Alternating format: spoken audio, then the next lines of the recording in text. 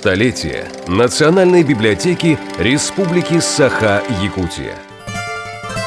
Осенью 1911 года отставной казак якутского казачьего полка Пантелеймон Никулин ехал из Бодайбо в Якутск.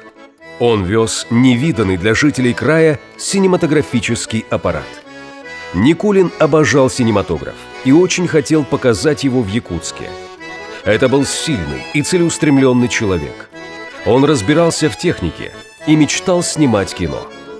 Пантелеймон Никулин первым в Якутии выписал камеру для синематографических снимков и снял сцены из якутского быта.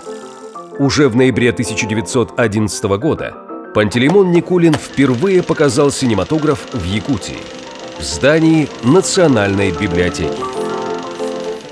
История Национальной библиотеки. История Якутии.